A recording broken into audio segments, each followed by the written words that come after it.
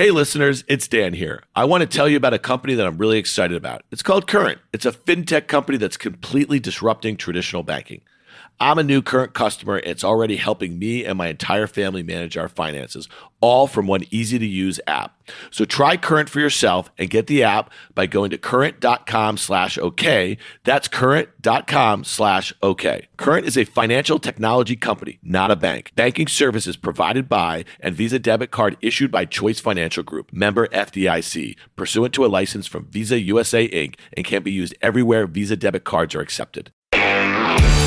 Welcome to OK Computer. I'm Dan Nathan. I am here with Ida Josefiina. She is the founder of Sane, which is a social platform tool for discovering, connecting, and sharing ideas online. We're going to get to all of that. First things first, when you named this, were you trolling the owner of a now very large social platform? No, I was not. Okay, you saw what I did. Well, Ida, welcome to OK Computer. Thank you so much for having me. Happy to be here. All right, listen, you and I met, as I meet many OK Computer guests, on Joe Marchese at The Roof. It was hosted by Heather Hartnett, his partner there from Human Ventures, and you and I had a quick chat, and then we followed up with a longer conversation on the phone, and I was just kind of floored. I'm like, oh my goodness, this would be a great podcast. You are a brilliant person and a great founder here. So we want to talk about Sane. We want to talk about how you got there. But I first want to take a step back because your journey towards being an entrepreneur and a founder in the tech space is not kind of the normal one that many of our listeners are familiar with. So how did you kind of get into this? You were born in Finland. Yes, correct. Right? And you spent some time in Silicon Valley as a young adult. Yeah, so I'm originally from Finland, like you said, from Lapland, way up north, kind of middle of nowhere type of situation. Grew up half there and half in the San Francisco Bay Area as a kid. My dad's also a startup founder, so runs in the family, I guess. Did you guys move to Silicon Valley so he could be involved in this? Oh, wow. Yeah, okay. Yeah. So I've done this like first through my dad as a kid and now myself. And then when I was 15, we moved back to Lapland, which was kind of awful because I was a spoiled 15-year-old California kid stuck in the middle of nowhere, nothing to do, and just super sort of desperate. And I suppose in that existential loneliness, I started thinking a lot about the sort of big picture questions of humanity as I had nothing else to do and, you know, why we're all here and also then what could potentially threaten that existence. That's when I discovered existential risks and I became like really interested in the, you know, future of humanity questions. And since then I've sort of worked in politics and tech. I started working in politics when I was 15 because it felt like the first sort of tangible way in which I could be a part of the conversation of, you know, how we organize things in the world. And after a few years, I realized that, you know, especially in a country like Finland that is pretty well off with very few people, you're not exactly, you know, solving for the big future of humanity related questions. So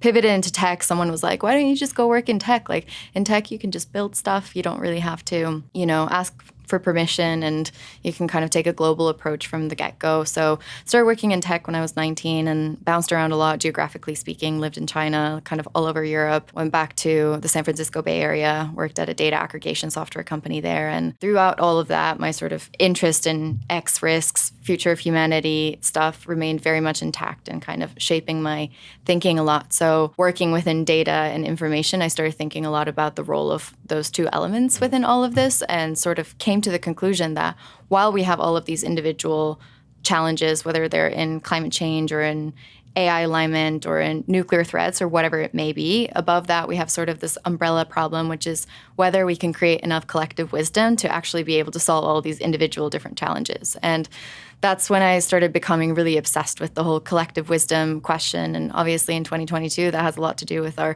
digital information infrastructures and the internet and all of that. And that's sort of like the background to why I'm interested That's some sci-fi stuff, and we're going to get to all that. But let me tell me a little bit, how do humans deal with existential risk? Because it's funny that you say you kind of got exposed initially to this by being in politics. You know, American politics, they brush existential stuff. They put it out, you know what I mean? Like they don't want voters to be focused on it, and because those are long-term hard choices, right, that need to be made, and everyone is kind of solving for kind of quick fixes when it relates to politics. I'm just curious, like, was that different in the U.S. when you lived here versus being back in Finland? And how do you think about how humans deal with like the threat of these existential risks?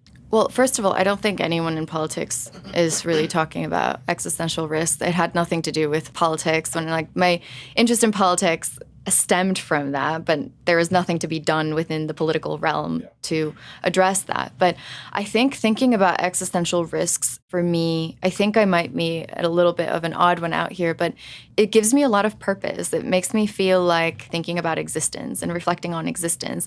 And with existential risk, there's also existential hope. And you can kind of, look at the risk negative side, or then you could look at the positive sides of things and where humanity could go and what we could do. So I think reflecting on existence in general is just incredibly important on like a personal, spiritual, individual level, but also collectively as society. And while recognizing that we do have risks and we need to solve them, also opens a lot of like mental opportunity to think about all the beautiful, incredible things that could be achieved if we were to both individually and collectively sort of recognize our existence. Which is interesting. So collective wisdom, and again, I'll just use the U.S. as an example. I mean, we have a group of thoughts of what we deem to be facts as it relates to science, and we have some people that believe in it, and we have some people that don't. You know what I mean? So it's like, how do you get a collective wisdom in a country as diverse as the U.S.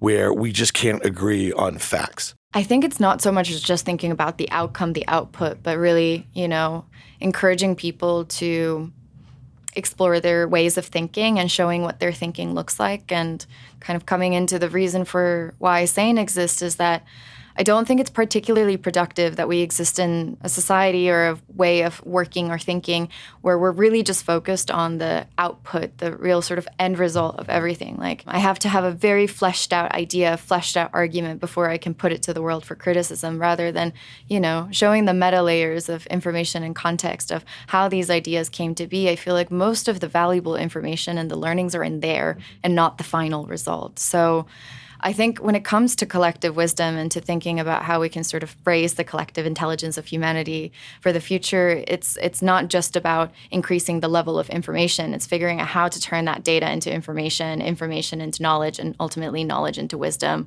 which is mostly in the sort of meta layers. So going back to collective, though, so we have China with 1.5 billion people. We have 8 billion people on the planet, and they have a firewall. Yeah, there's bits of science and stuff like that come from China. But I guess my question is, how do you do this in this kind of bipolar world that we live in? Like one which is free and open to ideas, and one that's not. I'm much more focused on thinking about how we can sort of like increase the soft ways in which we can ultimately increase the level of collective intelligence or wisdom or whatever you may call it.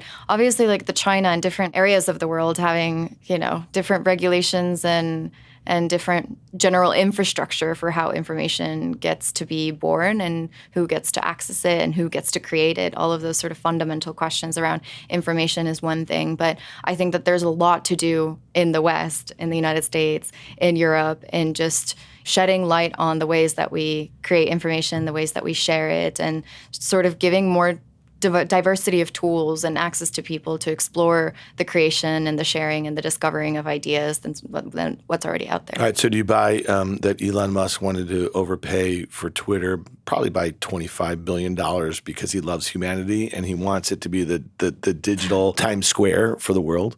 Yeah, I don't know what to say about Elon, but what I can say about that is that I think this fiasco is creating a lot of questions and opportunity and space to explore what's going to come next. Yeah. All right, let's talk about that opportunity because it's really interesting to me. If you think of the dominant social players, at least in the West, they've been around for at least 10 years, right? And I think that you and I would probably both agree, and I think that's probably why you founded Sane, and that's why you're on the podcast right here, is that you think the next 10 years are going to look very different than the last 10 years. And this also goes to China in a way. When you think of TikTok, which is, just been around for a few years, and it's literally taken the world by storm from a social standpoint, they have an app.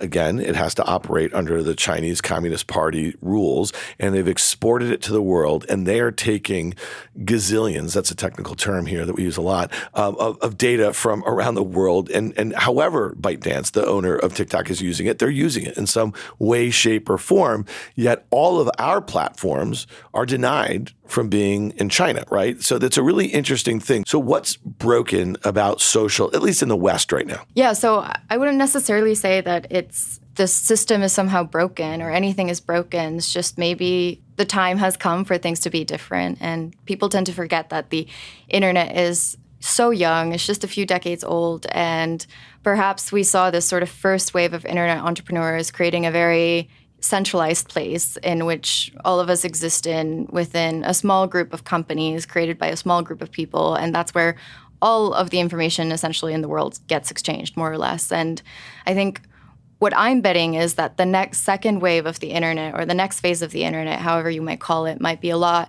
more decentralized, where there's a lot more people creating a lot more places on the internet. And the first phase of the internet was really about creating as much information as possible in the world. Like, we just amassed more and more and more and more and more information, and it's kind of the data and information part of turning data into information, into knowledge, into wisdom that I referenced earlier.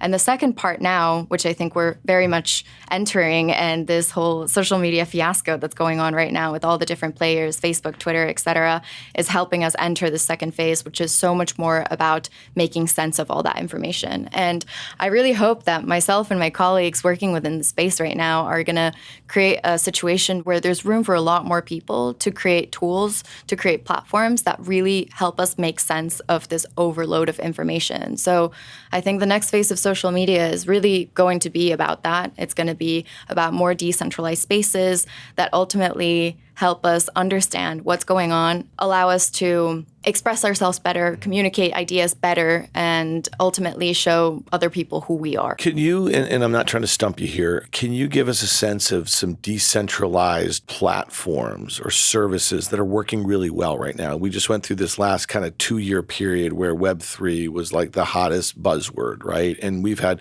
a lot of guests, really, really smart people who are like, kind of believe in this whole idea of a kind of decentralized web and creators really owning their content rather than being the ones who are the product for these larger platforms. Do you think that there's anything that exists right now coming out of, let's say, this massive multi-year period where, people really wanted to bet on the space? Think of all the VC dollars that were raised to kind of invest in decentralized platforms or protocols. Are there any that stand out to you that are actually working that give you confidence, or does it give you more confidence that none of the shiny things that people were really focused on and throwing money at over the last couple of years, they didn't work? Maybe it was too early. I think it probably was too early. And I'm not necessarily thinking that decentralization equals crypto or Web3. It might mean more conceptual decentralization, thinking about wanting to go away from this small group of platforms into other spaces on the internet. I think that's a form of decentralization. It's not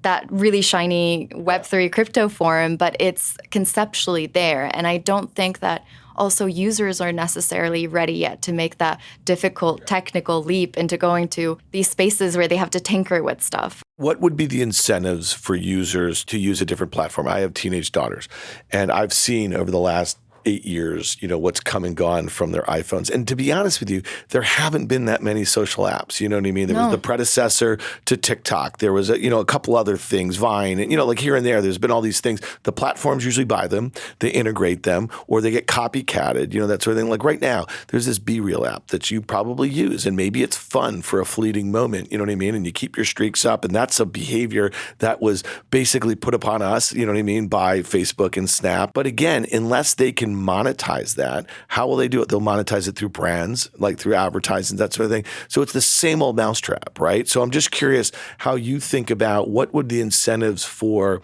users to go to a decentralized sort of app or social experience where they're not the product, right? That they're not the data that's being sold, or they're not the one that the ad's being shown to. Because again, one of the things, at least in the last 10 years, has been pretty clear. There aren't too many other monetization, avenues. Commerce, maybe that's one. Payments will be another. And I'm just curious how you think about that.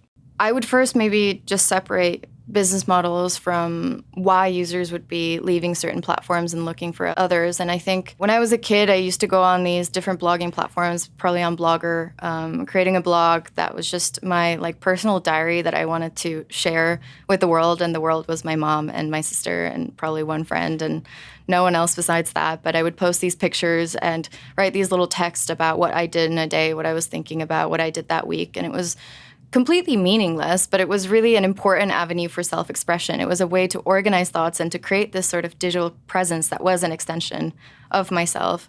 And I think that is that was incredibly valuable to millions and millions and millions of people back then. And I would argue that equally valuable, if not more now. And something I've been thinking a lot about is how we sort of went from this experience economy that a lot of people argue is dying or has died since COVID, and wondering like what's coming next, like what's coming after the experience economy. And something that we've been talking about at Sane a lot is the end of the external experience economy, and how what's coming next is what we've been calling the internal experience economy, which is kind of like the more spiritual, intellectual sister of the external experience economy, meaning that rather than going to a restaurant to take a photo of some fancy food in a fancy atmosphere and sharing that on Instagram to say like, hey, look, this is who I am because I go to these cool places and these cool places define me, we're taking pictures of books that have nice little sentences that reflect our sort of deeper inner selves and posting that instead online. So it's going more towards like wanting to be valued for things that we know versus things that we own, and looking for those avenues and channels of self-expression.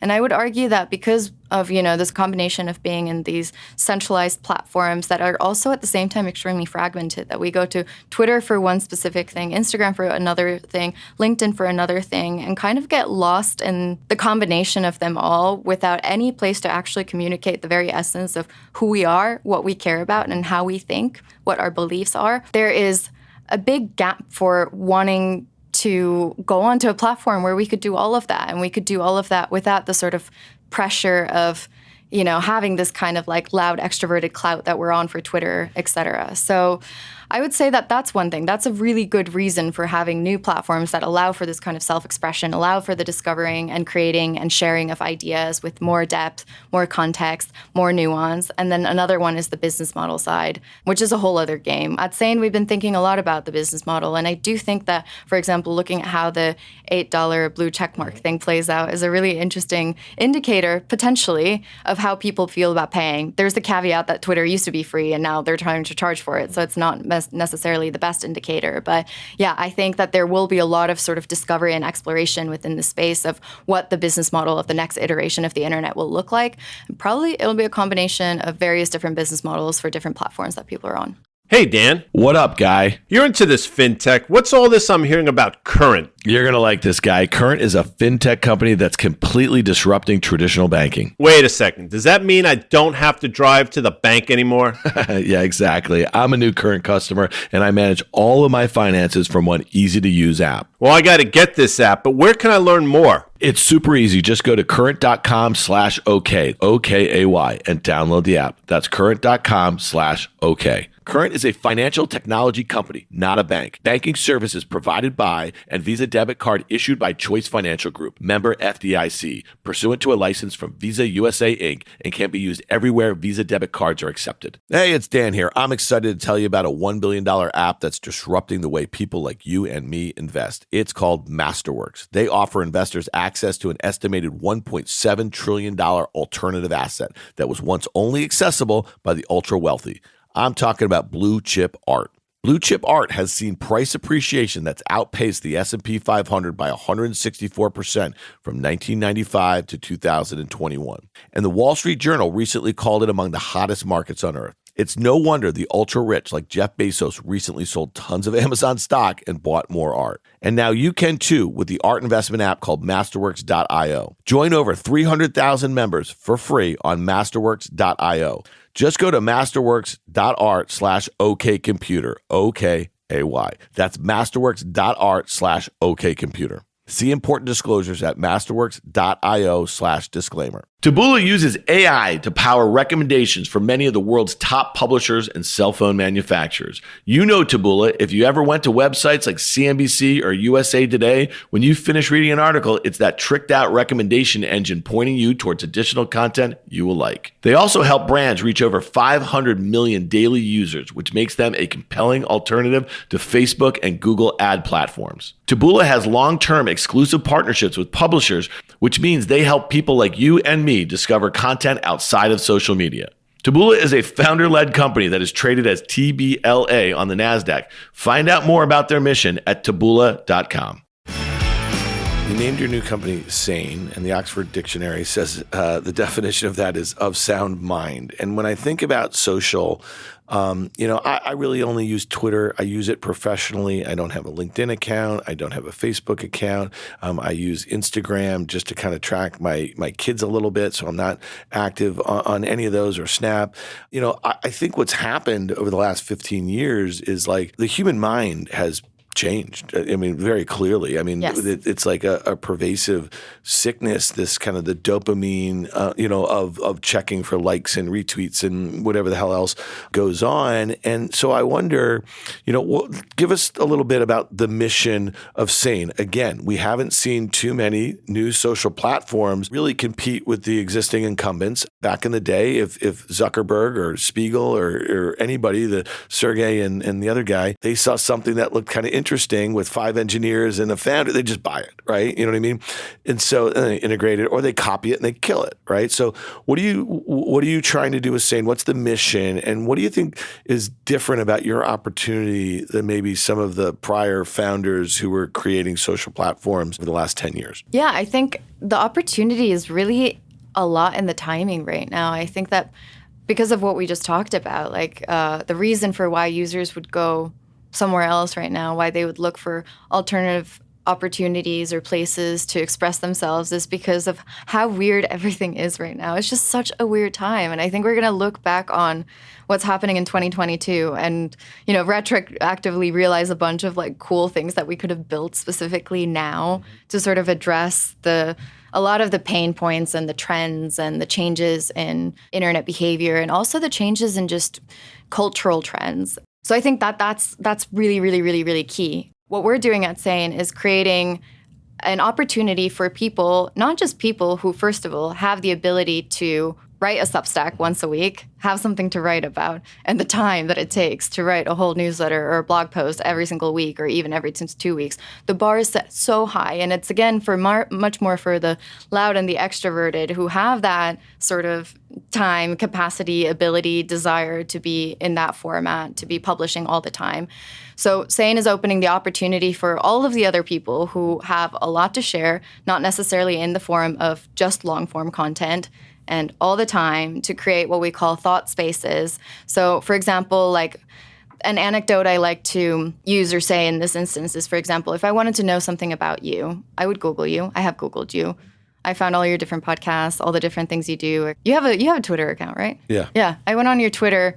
I scrolled through your Twitter. Obviously very memorable. I scrolled through your Twitter, read maybe the first 4 of your tweets, sort of like got absolutely nothing out of understanding what is the sort of central question or theme that you really care about. Like, who are you?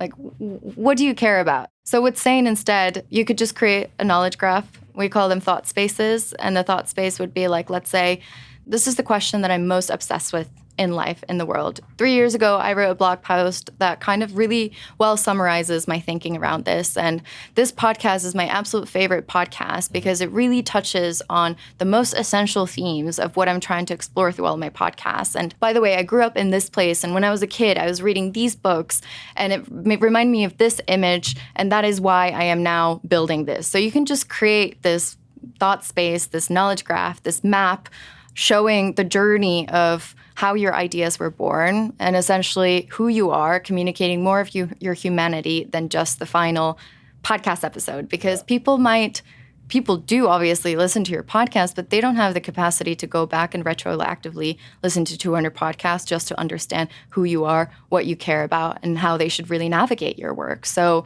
Sane enables that for not just the top publishers who are able to write every week, or the ones who are the most clever on Twitter, constantly tweeting in between their work breaks all the time. I am unfortunately not one of those people, and I've always felt the pain of not being able to participate, to being able to be maybe more like thoughtful, introverted in combining creation and curation to really show beliefs and what a person's thinking looks like. So our mission is really that, to enable deeper and more meaningful ways of creating and sharing and discovering ideas that exposes those meta layers of information and context. Because like I said in the beginning of the episode, I think that's where a lot of the gold is. That's where a lot of the really important nuggets of information. So does it have to be influencer led? So one of the things I think is interesting, a lot of people that, let's say, I follow on Twitter are not happy with the last month and change since Elon took it over. They're not happy that Elon is giving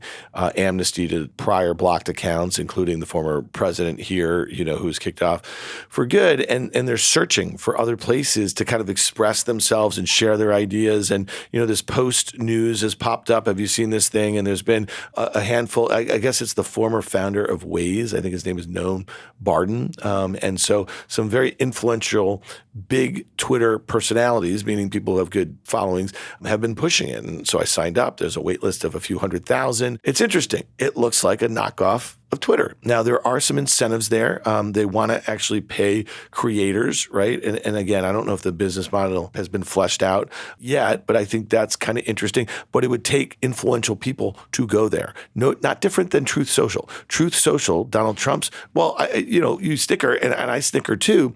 It's a clone of Twitter, but with a bunch of people that are no longer welcome on Twitter, right? Like there's a thing called stock twits for the stock market. Okay, it's been around maybe as long as Twitter. It looks like Twitter. You know what I mean? So there's all these different verticals that have popped up that are just clones. So I guess my question is like, do you have to be the same as the thing that's worked, but people are dissatisfied with? Or do you have to just kind of break the mold and start all over again? Because for all intents and purposes, timelines are timelines, right? Like the news feed's the news feed. I've looked at Sane and these thought graphs. They're beautiful. They actually, it's like the opposite of Reddit, you know what I mean, in a way? And I can get a sense, and you Googled me, but I went to your Sane page and I had a really good sense for who you are. Now, the last question on this is that, does it look like when you put my name in, does it look like all of the links that come up? You know what I mean? Like, because there's videos, there's tweets, there could be a LinkedIn profile, there could be a news story, there could be a whole host of other things. I mean, Google's done a pretty good job of that, right? Well, I just want to actually say something that you just mentioned briefly, but about beauty in digital spaces. I think that's something that is so incredibly neglected. Is like, there's so many brilliant designers in the world. Like, why don't you people hire them? Like, seriously, like we spend so much money and effort into creating physical, beautiful spaces that make us feel inspired. So why the hell are the digital spaces that we're in? So is that a major pillar of what you're trying to do at Sane?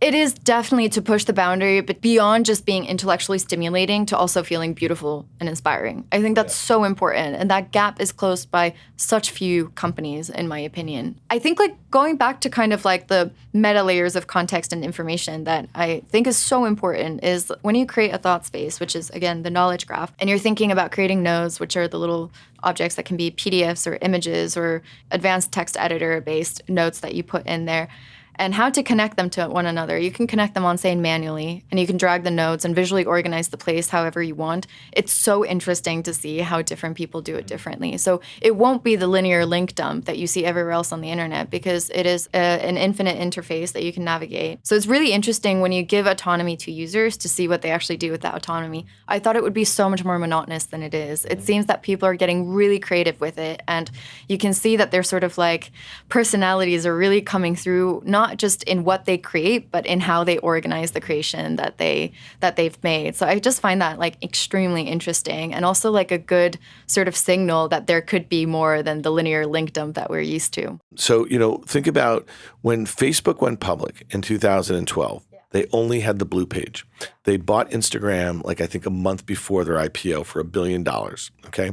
And at the time, after the IPO, Facebook stock tanked because there was an analyst who came out with a report, Wall Street analyst with a report, that they had no mobile strategy. And at the time, the iPhone was maybe 3 years old or 4 or 5 years old or something like that, but it was really starting to get mass adoption. And then all of a sudden, people are like, they're never going to be able to recreate the experience they have on a web page on a 3 or 4 inch screen, which I thought was really interesting. Okay. Now, they obviously did a really good job doing that over the next 10 years. But then all of a sudden, it was like record scratch time last November of 2021 when Mark Zuckerberg goes out and he's in like some, virtual reality world in that press conference or whatever the hell it was, like that investor thing. And now all of a sudden, I think that, when you're talking about your thought graph and everything like that, I'm thinking to myself, in 5 years, it's going to be an augmented reality thing. It's not going to be me staring at my phone or my iPad, my computer. It will be something that kind of from a sci-fi movie is just in this space in front of you. Is that something that you guys are thinking about? Yes, I think it's, again, same with the centralization to decentralization and there being like a sweet spot right in the middle. This is another thing. Like, I don't think that we're ready yet to go into those augmented reality spaces. I still personally feel extremely claustrophobic when I put on one of these headsets and I'm like, where the fuck am I? Like, what am I doing here? But I think thinking about interfaces we're interacting with, like, I definitely think that we are ready to move away from the linear into something more spatial. But I don't think that we're ready to be in that 3D space yet. So it is something that we're definitely thinking about, is that potential leap. But I think that there's so much to build in the sweet spot. I find it a bit funny sometimes that we're making this leap from like the centralization to decentralization, or from these 2D spaces to 3D spaces, without exploring much of the middle. And I think that I feel like we're, maybe a few inches away from being in the middle. So building for the middle just makes so much sense because people are just about ready to enter those spaces. What are some near-term milestones for Sane? Like, what do you want to get to as far as users or the user experience or give me a sense of like what we should be looking out for. Yeah, well, we're in private beta. It's closed right now. So what we're really focused on building is the discovery aspect of Sane. So what our private beta testers are right now doing on Sane is just building these thought spaces. And people have built really, really cool things. A friend of mine, Maria, for example, she built a thought space that was called a decade of thinking. And it's essentially this like chronological spatial network of what kind of questions and sources and books and ideas she's been dealing with in the last 10 years that have ended up in her becoming a left-wing political economist focused in Latin America. So it starts out in 2011 asking questions like, why are some countries rich and other countries are poor? And then she links some PDFs and some books and some ideas throughout that 10 years that really kind of pushed her thinking from one thing to another. And if you just take 2 minutes to look at that thought space, you can really get an understanding of who Maria is, how she thinks, what her beliefs are. And even from like an educational perspective, if you're going on to Sane later when the discovery and everything is launched and you search for like Latin American studies, she did Latin American studies at Oxford. So if you're someone who's interested in studying Latin American studies and understanding like what kind of things people are thinking about within this realm, and you find her thought space, like that is a golden amount of information. That is something that people usually charge for, to curate those kind of spaces. And maybe that's something that we'd actually like to do in the future is to allow people to work as creators on the platform. But what we're really focused on right now is kind of like nailing down these like initial set of use cases where people are expressing different versions of themselves, whether they're just for like, who am I, answering the question of who am I through a thought space, or this is what, is like the central theme intellectually that I'm navigating, and this is the kind of stuff that I've been thinking about, or whether it's like a random collection of research on, let's say, transhumanism. Just for you, Dan, to, for example, get to know me, you go on my Sane profile and you're like, okay, Ida's profile, Ida's random collection of research on transhumanism. Like, she read this essay and listened to this podcast and this image, and just quickly you can kind of see how I think, not just what I think. And soon you'll be able to use the discovery feed to search for anything, to follow different people, to subscribe to thought spaces, and to navigate that entire lot of information that exists on Sane through a semantic search engine as well. Well, Ida, it's been a pleasure to get to know you. It's a fascinating conversation, and I wish you so much success with this, because I think the point you made before, I mean, I guess we're kind of addicted to these platforms. We don't really know why we're there anymore. We're spending a lot of time there. We don't always leave there feeling good about the time that we spent there. And I think, for you to go out there and challenge, what exists in these massive incumbents, I think it's an honorable kind of goal, and it sounds pretty cool. The stuff I've seen so far looks great. So I can't wait until you're out of that double secret beta, and I'm going to get on there. So thanks for joining us on OK. Thank you so much for having me, Dan. Thanks again to our presenting sponsor, Current, and our supporters, Masterworks and Taboola, for bringing you this episode of OK Computer. If you like what you heard, make sure you hit follow and leave us a review. It helps people find our show. And we want to hear from you. Email us at contact@riskreversal.com. Follow and connect with us on Twitter @OKComputerPod. We'll see you next time.